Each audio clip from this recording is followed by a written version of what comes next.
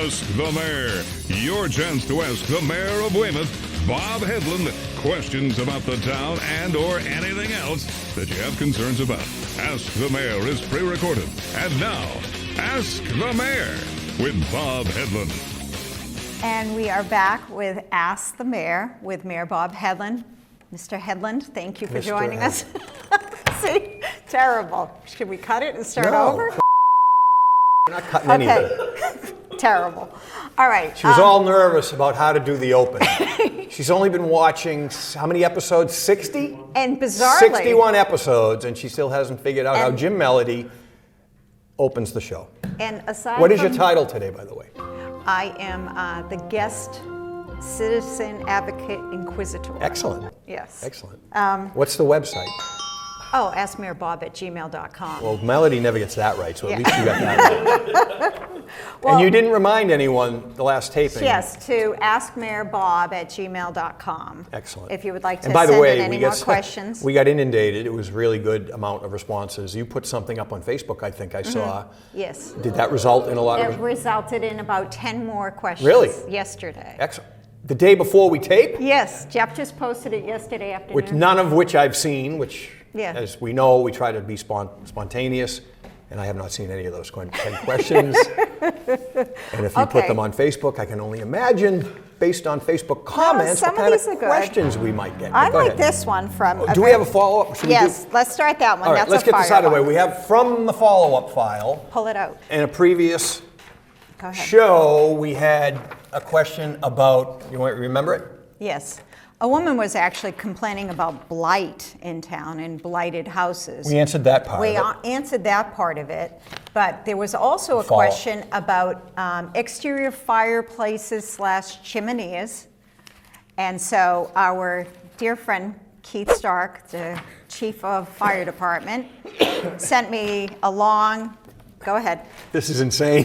It is long. So here we go. The technical, correct, legal answer to the question about, can I use a chimenea in my backyard? And again, this is another example where I learn something new every show, most shows, or some shows. According to the fire chief, I should have you read this. Why? Yes is the answer. You may use a chimenea here. And by the way, I want a disclaimer. I believe a lot of this is state fire code, not something we cooked up here in Weymouth. State fire code. So don't yell at me. Don't yell at the fire chief. If you have a complaint about this, send a letter to the state fire marshal or your state legislators. Cooking and recreational fires are not the same as open burning, which can only take place from January 15th to April 30th with a permit from the fire department. Cooking recreational fires must be at least 25 feet from any structure, anything built, fence, deck, shed, home. And by the way, we just had a fire. A guy had one of these going and his deck caught on fire and burned his house down. Remember that? I think it happens 6 months a ago? So there's a reason for some of these, because there's an example where a guy didn't follow and he burned his own home down using, was it a chimenea? I don't know how we did Something it. like that. Cooking recreational fires must be kept small and manageable, no greater than 3 feet in diameter or height. All fires must be constantly attended by a responsible, and then he has in parentheses, sober adult. Was that in the fire code, though? I have no idea. I would imagine that wasn't. I'm sure he, I don't know, edited that. This is nobody follows this. A charged garden hose, I assume that means the water's on, water buckets and or sand buckets must be on hand within 10 feet of the fire. Must only burn clean, dry wood. No trash, no plastic, no accelerants, and no leaves. My kid didn't get the memo on the leaves part because when I use this little cheap fire pit thing I bought at Lowe's, he likes to throw leaves in. Smoke from your fire must not cause a nuisance to your neighbors. If it does, you may be ordered to extinguish your fire. In point 8, the fire department may order any fire to be extinguished. IAW MGL, Mass General Laws, Chapter 148. So there you have it. If anyone wants to write these down, keep them posted on your wall next time you're having a chimenea fire. We're happy to send you a copy. Okay, we're going to stay. Hold on. What? Oh, yeah. Not that I would encourage civil disobedience. Very good. So Russ Drysdale staying with the fire department. Fire department's By the frontline way, ladder truck. Oh, yeah, Nice perfectly, coincidence that I yeah. wore this. This was Ladder some 2 swag from the is from the 13 department. years old and is starting to show its age. The reserve truck Ladder 5 is 20 years old. Correct. Both were out of service recently, and they had to borrow a backup from Boston to make its basic service needs. Correct. Given that it takes upwards of a year to design, build, get a new piece of equipment, what's in the upcoming budget cycle to help make sure that there's a ladder truck available? We just had major work done to the ladder truck, I do know that, and it came out of service a second time after the major work was out of commission once or twice after that due to warranty problems from the work that was done at our vendor out in at Minuteman Trucks, which is a dealer for that particular brand of fire apparatus we have. I have a little bit of familiarity with this from my prior profession where I was in the truck repair business. Correct. And my grandfather actually was the Seagrave fire apparatus service representative for New England. They delivered a lot of fire trucks to New England departments. Weymouth was not a customer, but Hingham, Quincy, and another number of other communities around here were customers back in the 50s and 60s. Kind of petered out by the mid-70s, early 70s. Most departments started setting up their own repair shops. And then, interestingly enough, the whole concept of component trucks took hold as opposed to custom-built trucks. We had companies like Emergency One that would use a stock chassis from a truck company and just build the components on top of it. Brought the prices down, kind of made it more of a streamlined process. So the industry really changed then. We would like to do a lot. Let's just leave it at this. Let's just say that we'd like to get Station 2 open. We obviously may, if things ever happen the way they were designed to happen or we had hoped to happen at Union Point, we would be looking at additional public safety facilities in Union Point once some serious built out were ever to happen. So we know we have some needs moving forward. Part of the discussion about some of these things has to do with staffing issues, which require our union cooperation. So we put some things on the table that I don't want to get in too much detail and talk publicly about collective bargaining issues on a show like this, but I will say that there's been different options floated, and we just haven't been able to reach an agreement on some things with the union. So we're willing to make some investments. I think we've demonstrated that we're willing to make some investments in the fire department. We did the long-awaited work that was ignored for a long time to Station 1. We've added bunk gear. We've added a new engine. Proposals for some increased staffing we've put on the table. So we've demonstrated we're willing to make those investments, Russ. But I need, partnership, I guess, to flourish a little bit better than it has been thus far. And you like to drive trucks. Have you gotten a chance to drive a fire truck? So, well, yeah, I used to drive them. Right. I actually, it's funny, it wasn't my father, it wasn't my grandfather, but foreman at the business. I'm trying to remember how old I was. I was probably about 12 or 13. They stuck me in a tiller, and I drove whatever that is. An old hook and ladder where you Okay. got, the front of the front truck is almost like a tractor, and then you have a ladder thing in the back, but the rear wheels articulate. They stuck me up on the tiller, and I drove this ladder truck tiller down Quincy Avenue when I was like 12 or 13. That was Oh my goodness. insane. Dangerous. Insane. Think about that. You couldn't do that now. Yeah. Imagine that. But I just had this. I had probably maybe one of my biggest thrills as mayor. We had I'm really going to get in trouble. I could be impeached. This may have been slightly irresponsible, but we had a company. I can't even remember the brand now. It's a company that sells out in the Midwest, and they don't really have a presence in New England, and they're trying to get into New England. They were showing a 100-foot aerial ladder truck to Kingston. Oh. And they brought it up here to demonstrate it, and I happened to be coming into town hall. They told me about it. I went and took a peek at it. They had a salesman and a driver. Jokingly, I said, "Can I take it for a ride?" And long story short, the guy said, well, you are the mayor, so 100-foot rear mount platform tower truck made by Spiel, taking it for a little test drive. Town of Weymouth potential buyer in need of a new ladder truck. I took it, Did he deputize you? well, it was the company, you know. I guess they wanted to make the mayor happy, I guess, because they're trying to sell us a $1.2 million piece of equipment, Russ. But this thing was kind of like the Cadillac of ladder trucks. It had too many features above and beyond what Weymouth actually needs. I can't imagine Kingston would need something like this, and it was huge. Compared to this particular vehicle, this particular ladder truck, actually it's a tower truck, it's not even a ladder truck technically. Our existing ladder truck looked like a Volkswagen next to it. It was insane. But I did get to take it for a spin, and that was a thrill. Yeah, I bet. In fact, I think we got some footage that the department shot of me driving this. We'll see if we can find it. Yeah. And speaking of, do you know Constance Sargent by chance? She asked on our Facebook page. I think she might be a Facebook friend of mine. The name sounds Perhaps. What's going on with the mayoral golf cart? Is it out of commission? familiar. So from a 100-foot aerial ladder truck to a golf cart. To a very small. So the mayoral golf cart, I think, is shared by a few departments. I think Recreation has it, uses it at the fields. I think that right now is housed at Legion Field. So they use it to get around and empty barrels and stuff like that. The mayoral golf cart that Mayor Kay often drove around in. Oh, I didn't know that.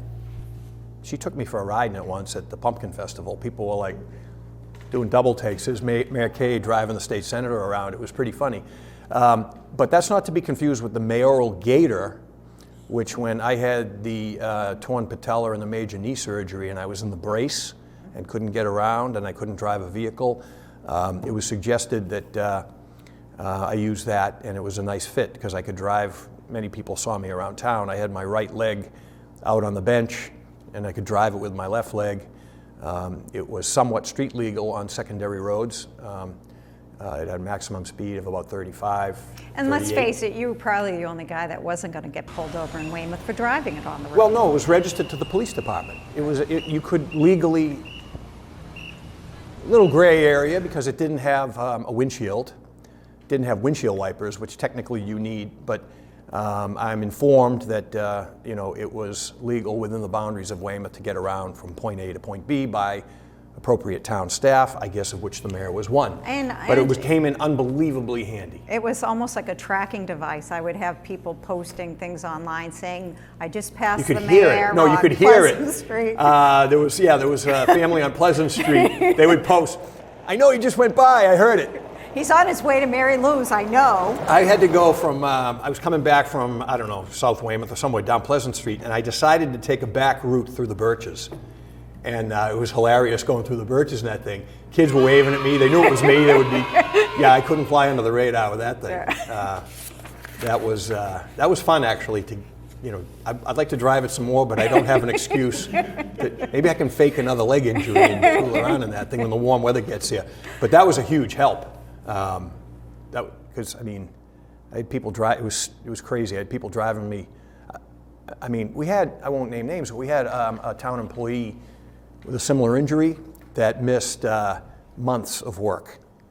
And I think I missed 3 days of work with a torn patella. I had surgery on a Saturday morning, and I think I was back to work on Tuesday. Don't you think your fitness helps? You can be as fit as anyone, and if you're dealing with, that's the worst knee injury there is.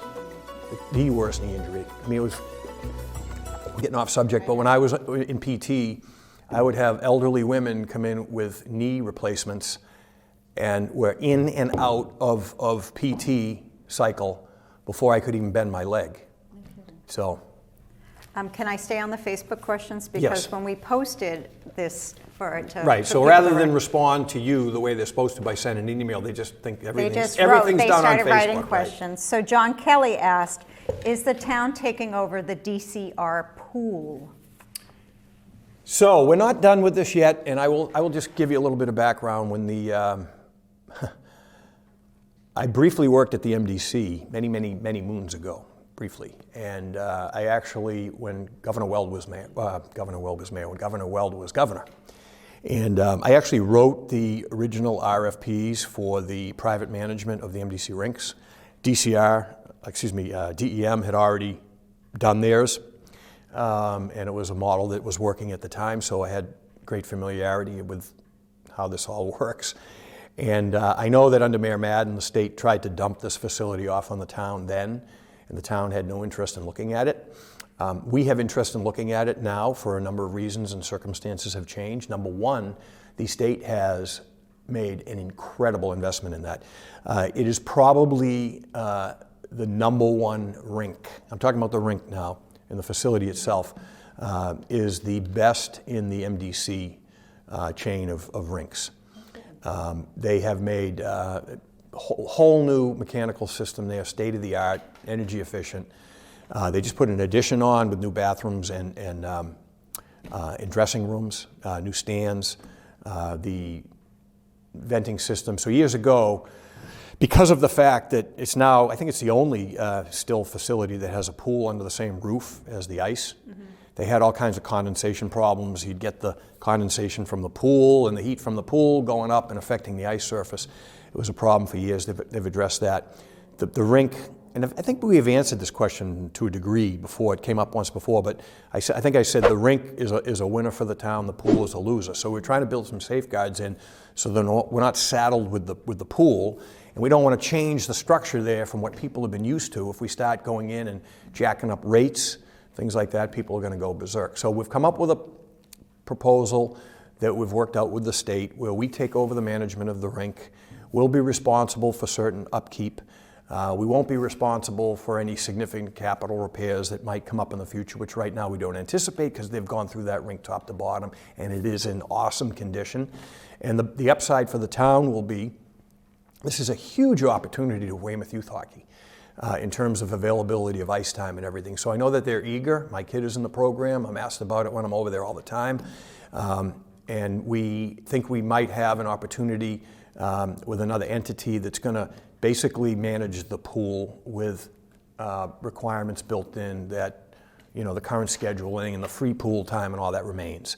So we think it's a win-win. We're getting real close to getting this done. So it could be it's not done yet.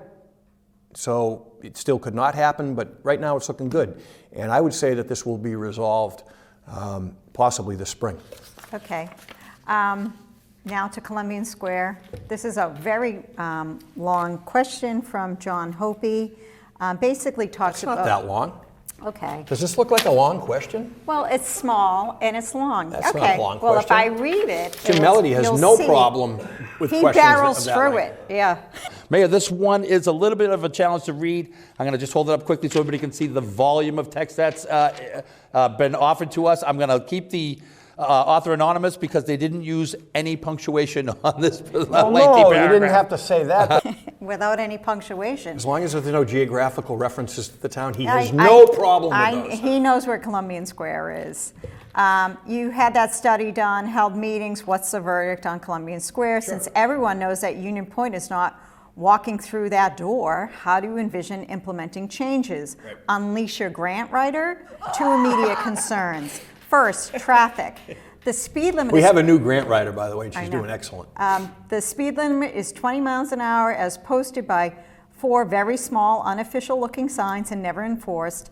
Any chance of getting some of these new radar enhanced signs? Second, pedestrian safety. Few, if any, of the sidewalks are ADA compliant. Can money be found to get them up to standards? People and automobiles continue to be hit in the square.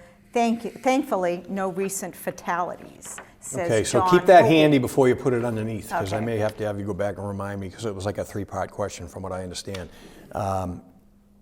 So the reason that after decades of nothing happening, things were happening, we were holding L-Star accountable in the process, and as is kind of outlined in the whole MEPA process, their environmental permitting process, This is one of the mitigation measures that they were to undertake as a result of build-out over there. So we were actually got them to advance some money to us ahead of schedule for the updated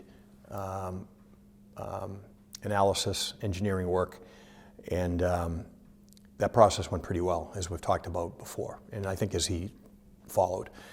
The next step was finishing off that engineering work and design that was done, so we're pretty much ready to go.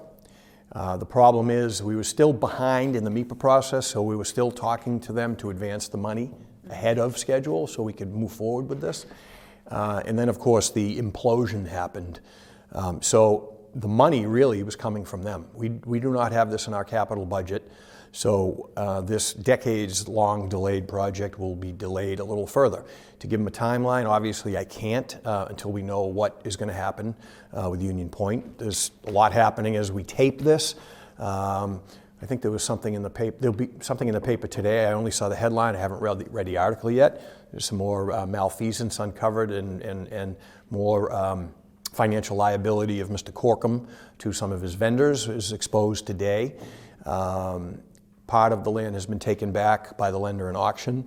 I do know that there is a company looking at taking over that is now conducting meetings with various leaders, members of the town council, legislative delegation, etc. I had a conversation with them a few weeks ago, but until someone takes over where Mr. Corkum's debacle ended, that project will be on hold. Okay. And radar signs like we put up. So when we got the grant to put those up, there was no town money in that. It was all through a Safe Streets grant. We had to present to the state various crossing areas that met the criteria for the grant. Okay, so that's why they are where they are. I don't set the grant criteria. So you're not going to see it in Columbian Square anytime, and we wouldn't want to make that investment if, in fact, the plan was to put new signalization there anyway. Right. We'd probably be ripping them out to accommodate the new one. So that's probably not feasible. And as far as the sidewalks go, the sidewalks were going to be, as part of this overhaul, major upgrades. In fact, they were not only going to be ADA compliant, they were going to be widened and much more pedestrian-friendly settings. So I want to see it happen. Obviously, it's tied to what happens in Union Point, which we also want to see happen. So hopefully. Okay. I wish I could give them a better answer than that, but that's the reality. As we record this today, in February, we are on the heels of getting school building committee and school committee to basically sign off on a new Chapman Middle School. And there's been already some discussion about a debt exclusion override vote. More than some discussion. We know that has to be part of the solution to finance this. Yes. So this person wants to know, could an election be held on a Saturday to get a wider range of voter than on the standard Tuesday? Is that a state decision or is that a town clerk decision? So yeah, I mean, there's both involved. I think that. I want to put this in the follow-up file because I don't. Okay. I have an answer, but I want to make sure I have the correct answer on this one. But yes, on municipal elections, the clerk is the person who would set the date. But I think when you are dealing with municipalities, for instance, under our form of government, I think there might be some charter language. I'm not entirely sure, but I think there's a reason for why you see towns hold elections often on Saturdays, and municipalities with the city form of government hold them on Tuesdays usually. So we'll get a more definitive answer than that from the clerk on that. But I know a date has not been set yet. I know they have a range of dates that they're looking at, based on the timeline that we need to do this within to answer to the state school building program. Okay, we only have, I'm sifting through what I think By the are way, some of people the forget shorter too that questions. the clerk, under our charter, reports to the town council, does not report to the mayor. So it's basically one of three departments the mayor does not have direct control over in this town. The clerk reports to the town council, the town auditor reports to the town council, and of course the school department has autonomy from the mayor Everyone. and the town. So yeah, tell me about it. All right, You I'm trying to, Can you like I'm trying to- rerun that so she says Sure. that twice?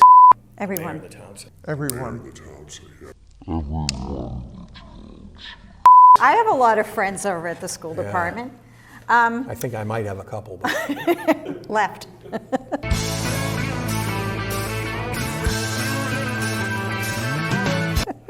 no, on a serious note, No, they're the great. cooperation has total sea change from what it was when I got here. Mm-hmm. There was talk about walls, boom, a wall, mistrust, the level of cooperation.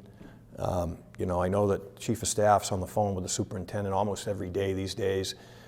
It's been good. We don't always agree on what they do over there.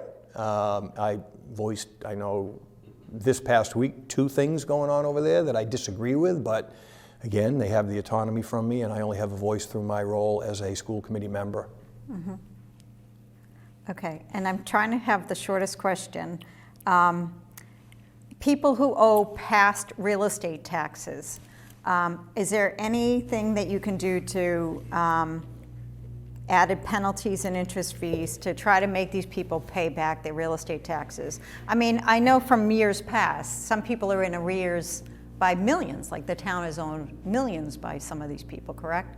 Or hundreds of thousands you've There's collected. no one that owes millions, no.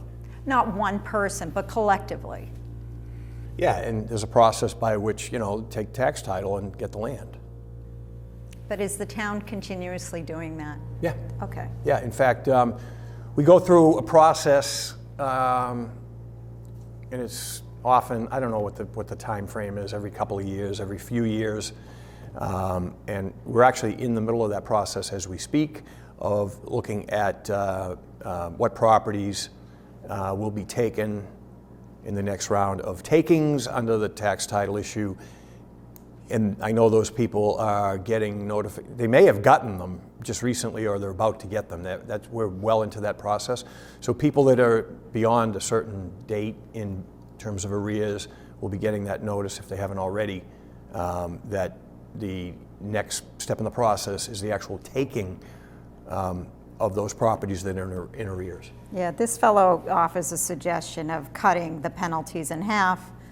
Yeah, and I think there's a home rule petition involved in that. I mean, there's some state law that heavily determines a lot of this stuff. Obviously, in the setting of the tax rate, we have to go through the assessments mandated by state law. There's a lot involved in everything tax title and property tax related that we have to follow.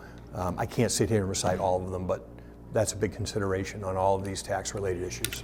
Okay, so that was an easy, quick 2 shows. We also are going to give away Ask the Mayor mugs because we have a pile up at the office. So if somebody wants one of these awesome mugs. Can we pull it out of the hat again? Yeah, we'll do it. We'll have Jim Melody do it when he returns from his Bombay Now, you got a great vacation. response in the last round of soliciting questions. How many did we not get to, if people are wondering that Probably they didn't? about 6, I would say. Oh. We still have to carry over when Jim Melody returns, so we can have another Ask the Mayor session. Want to do another show very while soon. you're here and get them done? No. That's all, folks. We like Jim Melody. We want Jim to come back. Give me an He idea of some of the certainly- questions that we didn't get to. What are the topics? I'm Well, curious. one fellow wants you to buy his website site design. He offers Okay. his name and throws that into Okay. a hat. Just how. This is considered a preview, right? Okay, what Sure, else? some more previews. Danielle Graziano wants to know if we can do more to make children with disabilities feel a little bit more comfortable on the town's sports scene. Neil Bartright from Awesome North Weymouth wants to know if there's any maintenance infrastructure programs planned for all the different town buildings. Excellent question. Yeah, that's a good question. And The state just recognized our maintenance programs and future plans for Chapman and awarded us an additional $1.2 million grant credit on the school. I know, that's awesome. Yeah. Yeah. Okay, so we will see you all again with Jim Melody next time. And for now, we're An going. RFK. and RFK. That was a sneak one. What's coming up next, Mary, on WSBK? That girl, Marlo Excellent. Thomas. Excellent. Was that SPK? What was her father's name? Danny. Excellent. And what did he start? Or what was he a big proponent of? I don't know. I think he was The Lebanese, so I Shriners. remember that. Shriners. Oh, right. Big Shriners. Anyway. See you next time. If you have a question, please email the mayor at askmayorbob@gmail.com. That's askmayorbob@gmail.com. Maybe your question will be answered on the next episode of Ask the Mayor. Is that girl?